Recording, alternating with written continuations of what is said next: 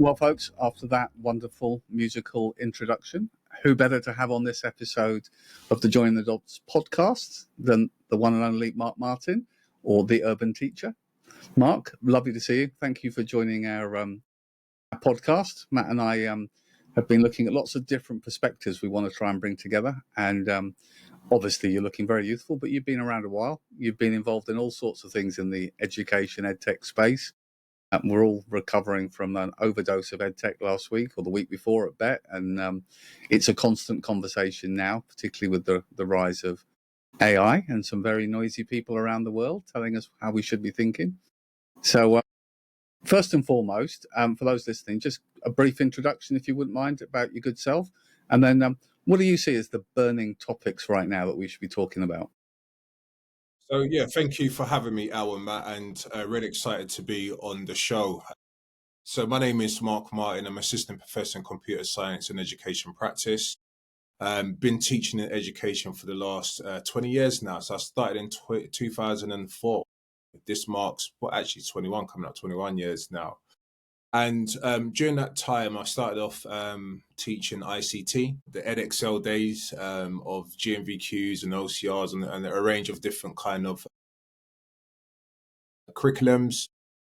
Done a lot of curriculum development in Key Stage 3. So I designed my own computer curriculum and done a lot of work around GCSE and A levels. Then obviously when Mike Gove changed the curriculum from ICT to computer science, that was a massive kind of shift in terms of my practice and performance in the sense of teaching, programming, software development, and so forth. Now, probably in that span of my career, I've had a big passion around how do we use technology to enhance teaching and learning within the classroom. So I've been able to work with a lot of the big brands to kind of figure out how do we help young people to get to that next level of their learning? What are the things that technology can do? And what are things that technology are doing to disrupt education? So I think we're at this junction now where, they say history doesn't repeat itself, but it rhymes. And what we find probably every decade, there is a new kind of innovation that's going to take over teachers and is going to replace us in terms of what we do in the classroom. But ultimately, as we're facing that, AI is the big buzzword. And, one of the things that I like to share with people before we go deeper into it is about what is this tool? What's the pedagogy to this tool? How is it going to support the whole ecosystem rather than just the flash pan activities? And that's what I've always been conscious of in the past because, it's not worth just dumping tools into education and just leaving young people and teachers to figure it out. So let me land my plane there and I'm happy to continue the conversation. We can go off on all sorts of strands there, can't we? I think it's a really interesting one. Wearing a slightly different hat, but as you know, I spend a lot of time working with schools, school districts, international schools, and AI, of course, is a hot topic. There's a bit of a disconnect between the fear of AI and this concept that AI will replace educators, and seeing schools who are recognizing that there is potentially for evidence-informed solutions, which is often the hard thing when it's something's brand new.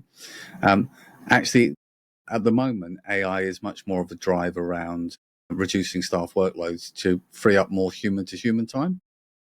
And there's more fear, shall we say, around technology when it moves into the teaching and learning space. Because do we have to change the way we assess? Do we have to find different measures of understanding? So where do you sit? I mean, we can't take as was the knee-jerk in the States for a good while, which is we'll just ban the use of AI. Our children will access it. They'll find places. So yeah, where do you start your conversation to mitigate the fear?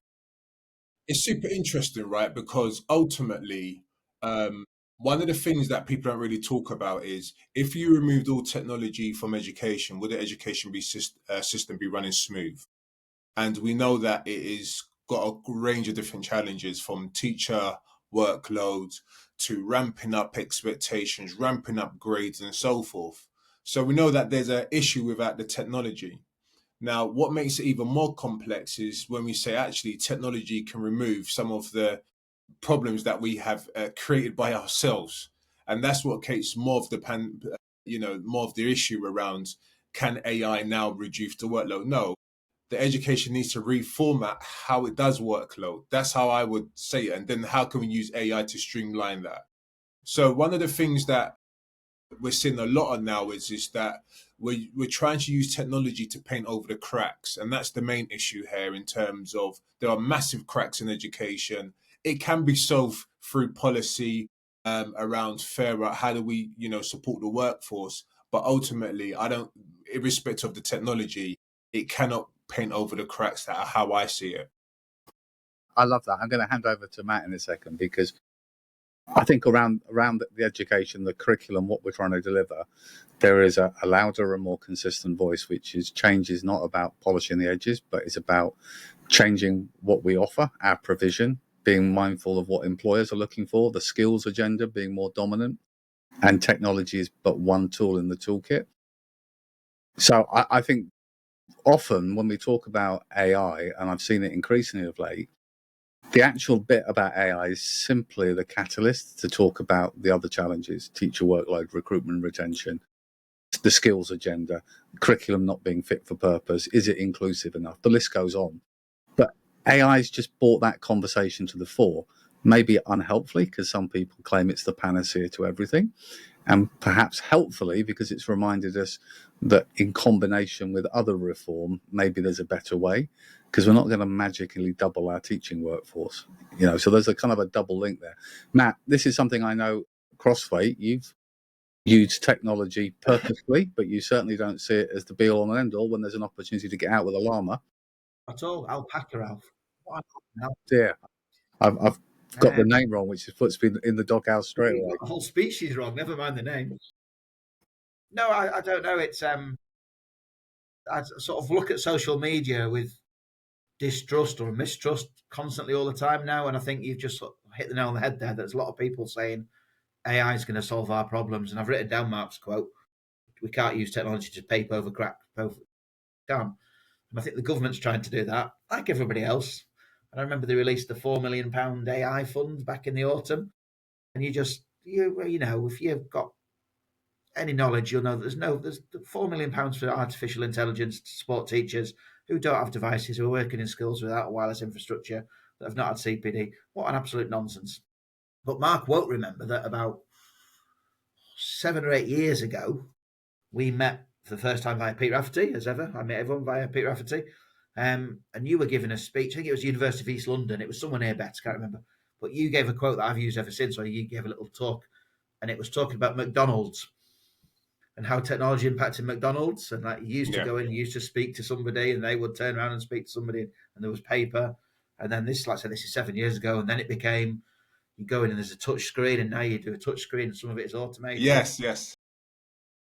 And yeah, that sort of stuck with me about a perfect way of how society is changing. Jobs of the future are changing, but education hasn't. But now I look at things that are coming out, and you referenced DeepSeek earlier, and the speed of change isn't so much 10 years or 1 year. It feels like every day there's something new coming out, and education is woefully behind anyway. DeepSeek you referenced, but if you were to give you a McDonald's talk now, would it include robots? Would we have robots as well as AI, telling us what we want? We're in the mood for this. What would your McDonald's talk be now? It's really interesting you say that, because just to touch on Al's point, I think many moons ago, I think the government invested £78 million with some of the big leading tech companies and organizations to improve the quality of the ICT curriculum. And that was probably about in 2017, I think, if I can recall. And we're none the wiser now. So throwing money at this is not the answer. And then going into over your point, Matt, in the sense that, yes, our ultimate aim is to help young people to understand the world around them. And if it's becoming more digital, then it's our kind of responsibility to make sure that happens. So as I was alluding to, long gone are the days where now you go into McDonald's and just order stuff at the counter. You got to go to the touch screen. You've got to tap, swipe, do all of the kind of things to get your order prompt. And similar for a lot of how young people use social media? How do they use technology within their local spaces?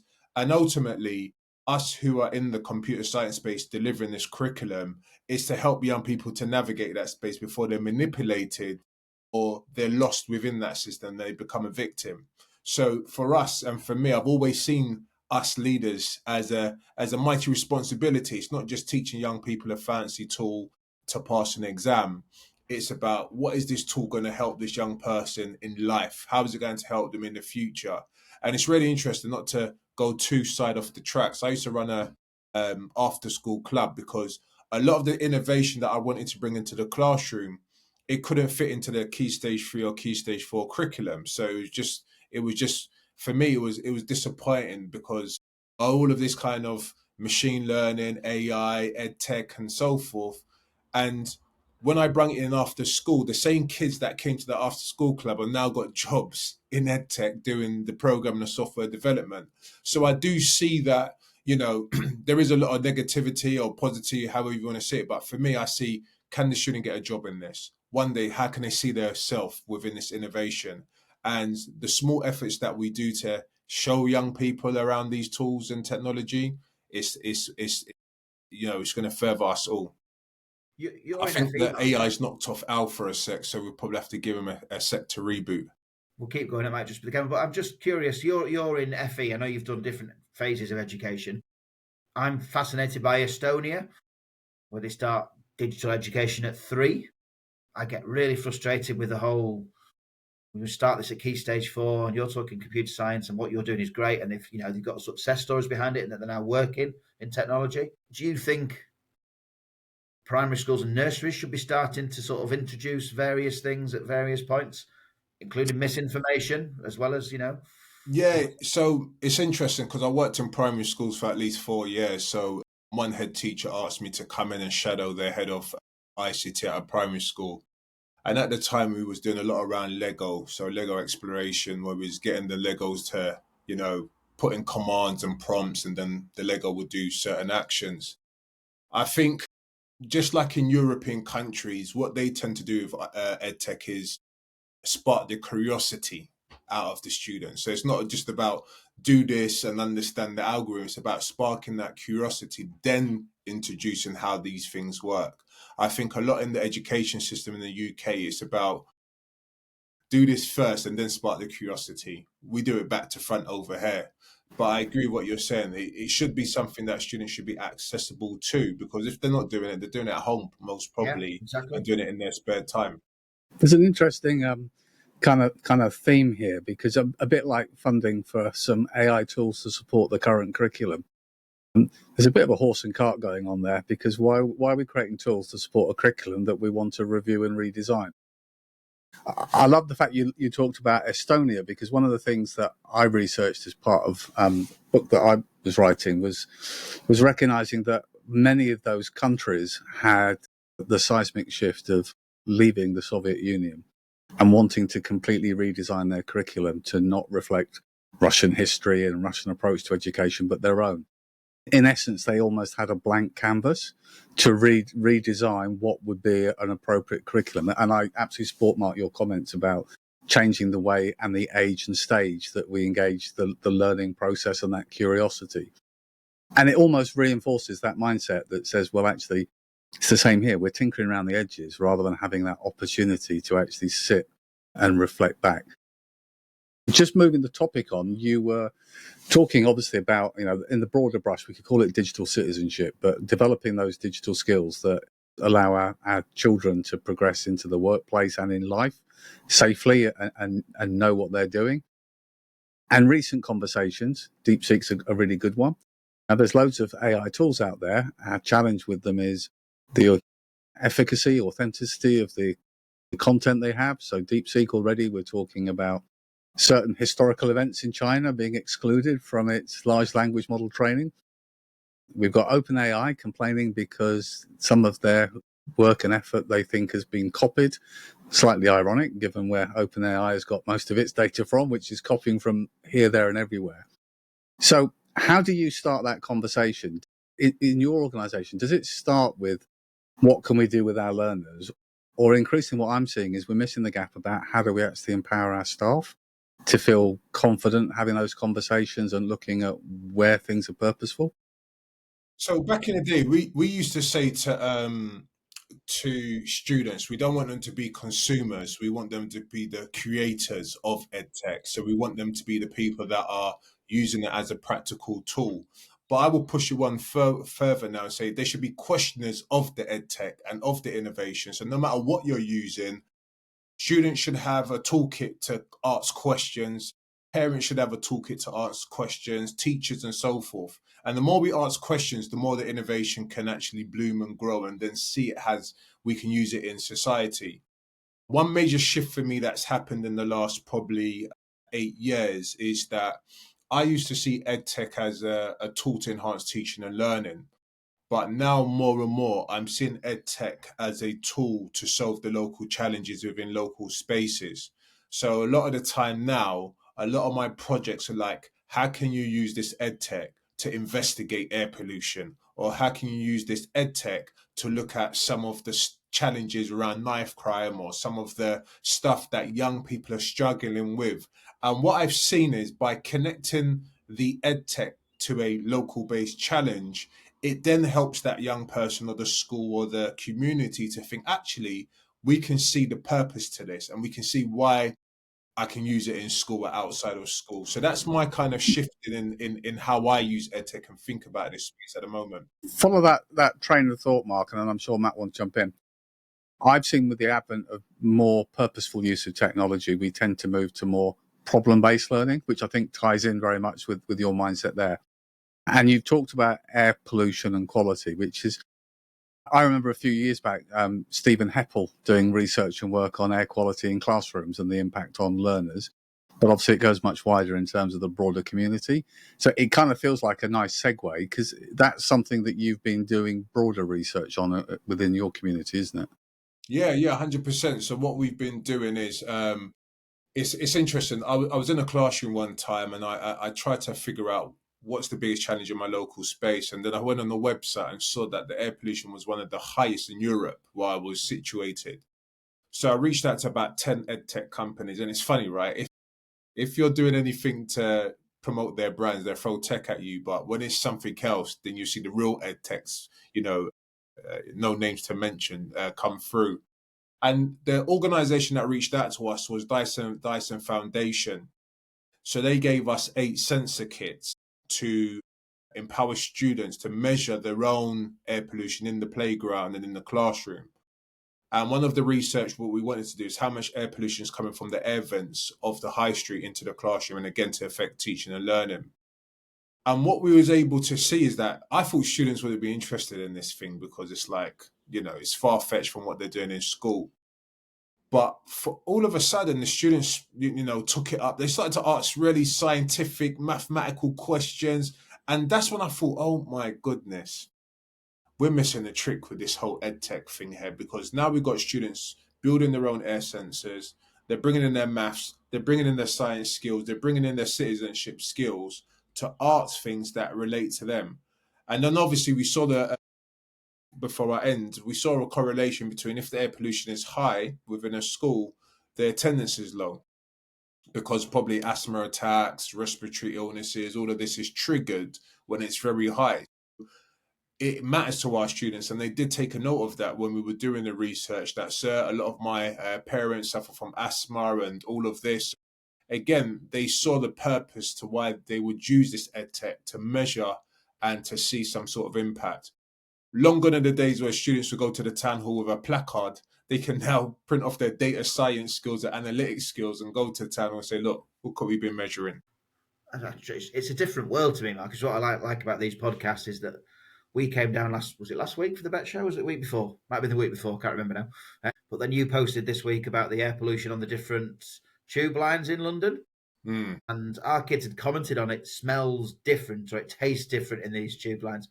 But the health implications from what you and your projects and things have done, and I think the closing of some roads in London, the projects there that have shut roads, there's been a significant improvement, in health for people, isn't there? Because just looking at the tube lines I was traveling, one was 4 times what it should be. And I'm thinking, if you're doing that every day, wow, that's got quite an impact long term. Yeah, 100%. And that's what it is. As I said before, we want to use technology so students have a better understanding of the world. We also want to make sure that the algorithms that students are using, they understand how it operates. And I think that more and more now, for us as educators, is to ensure that students understand to a certain extent how these things are working, because ultimately this could be, and this might be me going over the top, it could be the difference between life and death, in the sense of, if these algorithms are online, we've seen a lot of young people commit suicide because of the way the algorithm is targeted towards them and their image and all of this kind of stuff. And we've seen it in terms of how young people are using it to fuel each other on around gangs and all of this kind of stuff. And we've got to help young people to be able to filter information and filter the algorithm to know when actually this is working against me and I need to turn it off, rather than, continue to believe what the algorithm or the technology is presenting to us. So again, I think more and more now that this whole space that we're in, it cannot just be centered into the classroom. It has to have a holistic approach where everybody's on board with it. Mark, let's go off on a complete tangent for a second, but I'm interested in your perspective, given your years of experience with educational technology. One of the challenges being discussed at the moment is that we have a wide range of tools coming into our schools that are available, that all come from a fairly narrow set of large language models that are based on capturing information that's out there on the web. And there's a big question about how representative that knowledge base is that's being shared. So I was at a conference in Saudi Arabia, and the conversation was 7 or 8% of the world's population are Arabic, but on the internet, only about 3% of the content is in Arabic. Large language models scrape that content, and then you get an artificially low representation of their cultural representations and norms. Women over the last 200 years have invented amazing things, but very few were ever documented certainly if we go back to a previous century. Sandy Toksvig is doing the Mapamundi project, trying to signpost and digitize inventions and landmarks in history that were linked to women. When you're talking to your students and they're looking at technology, how do you prepare or bring the conversation to understand that there could be bias, whether it's algorithmically or just on the breadth of the data sets that they also need to take into consideration? Great question. I think it's one of these things where they used to say garbage in, garbage out. And also we would say that goes for the data, that goes for the algorithm, that goes for the platform, that goes for the developers who make the actual tools and products. And one of the things I hit a nerve in the EdTech space when I said, I don't want to see the EdTech first. Show me the people on the team. And there was a lot of pushback. I got a bit silenced from that all. And exactly what you're saying is that what would the world look like in the next 50 to 100 years? And that's going to be underpinned by how transparent these data sets and innovation that we're using is. And at the moment, the EdTech has a weird relationship with transparency and showcasing what things actually look like. And that's why I think that, as I said before, we need to empower school leaders now to be able to question this transparency and also the quality of these EdTechs that they're using. And I'll put my hat on the ring here. I think 95% of them are not doing that. And they're just buying it based upon the value because it's probably cheaper, it's going to be more efficient, it's going to impact X, Y, and Z. But they're not questioning the authenticity. Now, as a computer scientist, I deliver a few modules around how accurate these systems are. What AI is doing is just reflecting the people that are building these tools, to be honest with you, and reflecting the history books. And if it's a westernized glance of that history book, that's what you're going to get back. So in the health space, when doctors, and especially African-American doctors, typed in particular illnesses related to them, it came back with these old tropes from history books that are no longer used in medical terms, but it's still propping up in there. So where did that get that from? Where did it derive that information from. And again, that could be the life or death of an individual. So if you go on AI and ask for some sort of advice or help and it's giving you the old trope, then that's a major concern. It's a funny thing, isn't it? We're almost already kind of being really mindful that a lot of people take the output as gospel. It wasn't that long ago that they were doing the analytics and reviews of output from OpenAI in the US and being somewhat surprised that if you search for an image of a doctor, 90% of the people there were white men. And if you asked for a picture of a nurse, they were all female. And yet there's 40% of doctors in America are women. And it was the same with teachers, and it's that kind of mindset of things will refine. But if, as they are doing now, the training data is now being created to create more training data, you in effect amplify any bias that sits there in that information. I do want to support, just on that point before I let you jump in, transparency. Evidence-informed EdTech has been something that I think certainly the last 5 years has become more prevalent. I absolutely agree with you. There needs to be more transparency because there are too many cloud-based vendors that don't have the transparency on that umbilical cord of where does that data go, how's it used, how is it, in some cases, sadly, monetized, but also how does it influence what information you share to the individual. And the more transparent you are, the more likely you are to build a relationship rather than a transaction with a school if you're selling a product. No, I totally agree. And I was just going to add there that, one of the biggest problems in EdTech is having difficult conversations. And when is it that big tech is going to have those difficult conversations around, how, with these tech platforms? Because what we've seen is that some massive EdTechs will leave their product in the ecosystem for long, and it stifles innovation. So say if you're a startup or a SME trying to get into the EdTech space and showing transparency, you can't survive on a freemium model like big tech, because big tech can burn £1 billion of freemium tools, but you can't do that if you're trying to grow and expand and put bread on the table. So there is an issue at the moment in terms of how do we allow some of these great ed techs that are doing the work, doing the efficacy, doing a range of different insights and listening to teachers to get into the space rather than them being marginalized because they can't keep up with the big tech.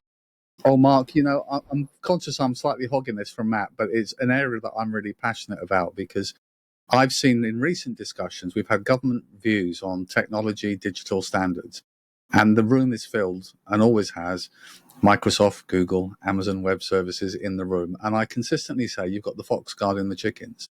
Actually, the best ecosystem, the best innovation in the EdTech space, typically, not exclusively, but there are many educator-led startups that are learning from efficacy, they're co-produced products.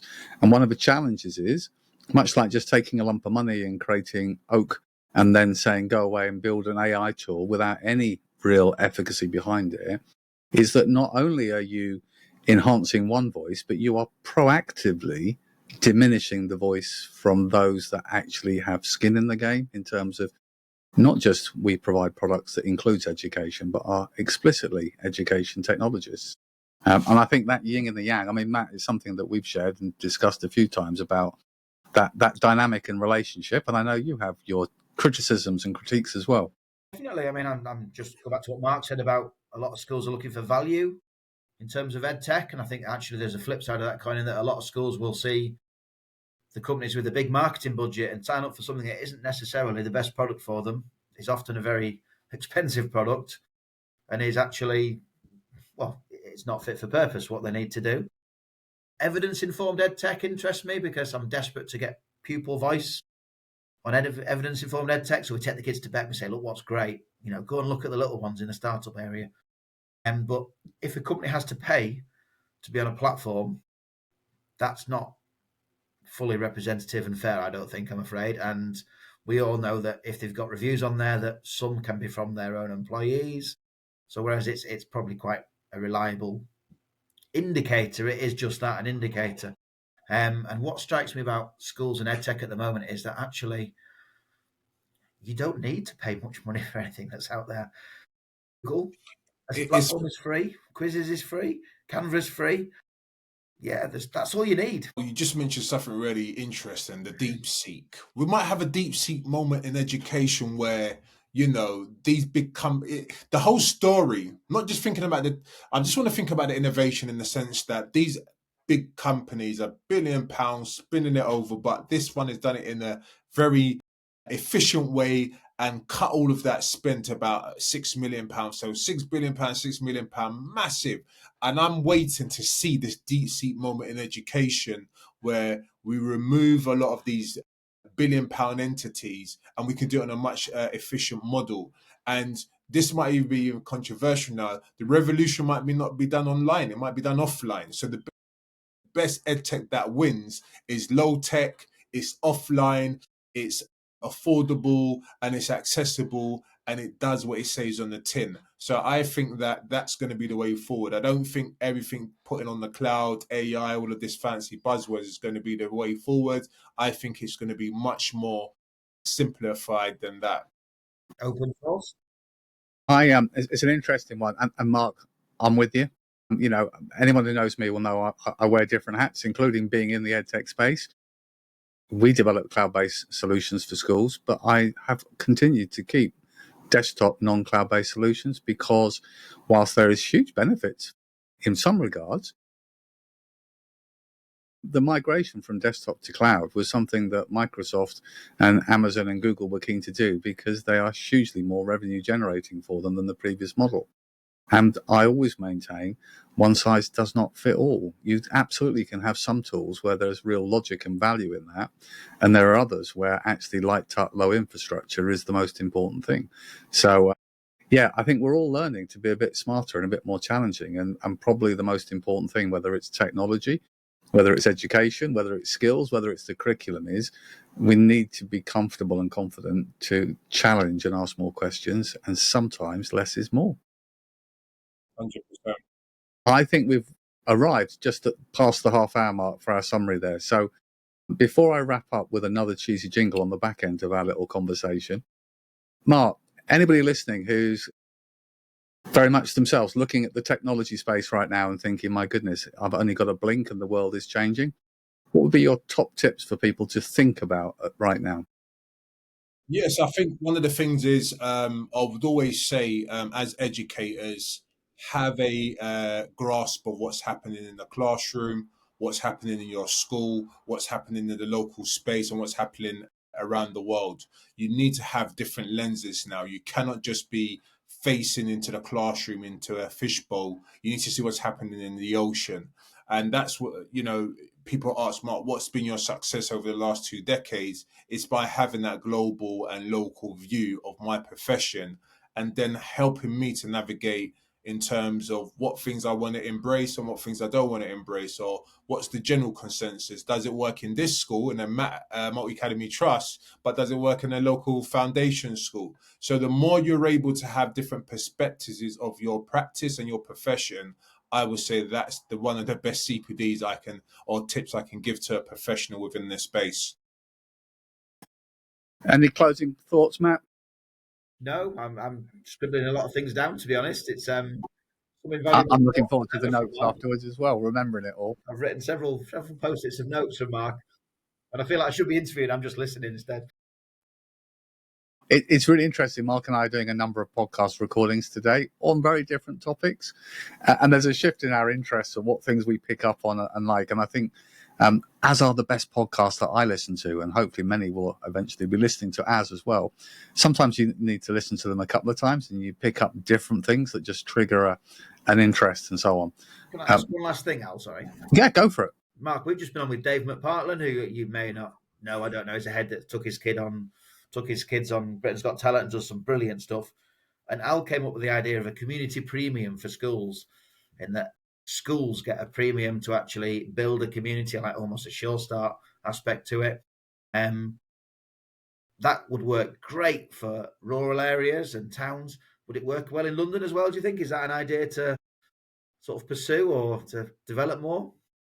Well, unless you're willing to get around the multi-academy trust gridlock. So they would claim that they do it already in terms of having, like, some of them have 50 schools in their clusters and so forth. But again, there's no harm in terms of, especially in inner cities, how do we kind of create more of a community structure? And I think, so just to wrap up, I think there is something to be said around rural schools, and I know we haven't spoken about it a lot on this show here, but I think they're going to be the game changers to the whole education system, because where they don't have the connectivity, they're making their own innovation. They say where there's necessity, there's innovation breeds, and I think I'm seeing it a lot more in schools that are not part of the quote unquote grid, that are innovating, that are creating these kind of communities and project-based learning and doing a range of different things. And I think that, how do rural schools champion that?